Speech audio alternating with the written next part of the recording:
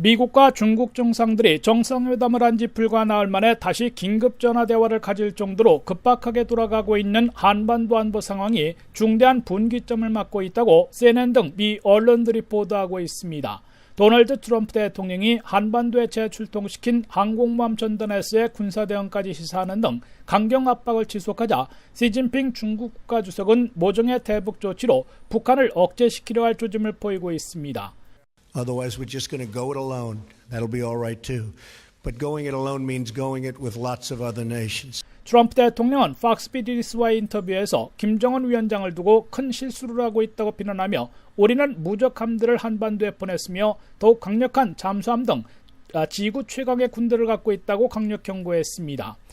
We are sending an armada, very powerful. We have submarines.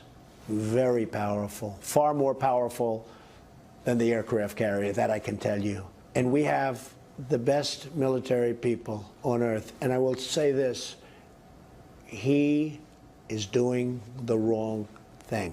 트럼프 대통령은 특히 항공모함 칼빈 스노 전단을 한반도에 재출동시켜 무엇을 하려는 것이냐는 질문을 받고 누구도 모를 것이라며 나는 오바마와 달리 상대에게 준비할 시간을 주지 않는다고 강조해 북한의 도발 시에는 사전 경고 없이 군사 대응을 단행할 수도 있음을 경고한 것으로 해석되고 있습니다.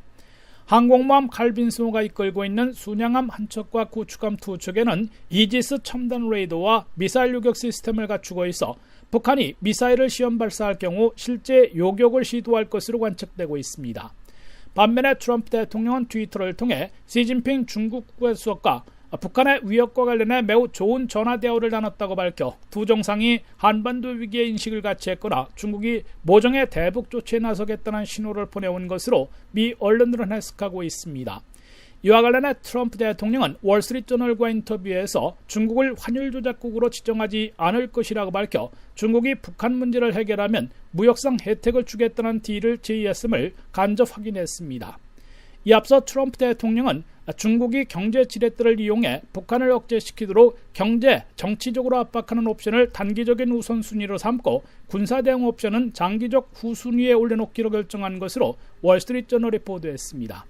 이에 따라 시진핑 중국 국가주석이 북한에 대해 모종의 경제 압박 조치를 취해 추가 실험이나 미사일 시험 발사를 제지하려 본격 나설 가능성이 있다고 CNN 등 미 언론들은 내다보고 있습니다. 중국이 대북 조치에 나설 경우 지난 2월 말 북한 정권의 돈줄인 석탄 수입 연간 12억 달러어치를 전면 중단한 데 이어 전체 80% 내지 90%나 차지하는 북중 교역을 세관 검사 강화 등으로 대폭 삭감하고 생명줄로 여겨지는 석유 공급도 전면 차단까지는 아니더라도 반감시킬 가능성이 있다고 로이터 통신 등 언론들은 관측하고 있습니다.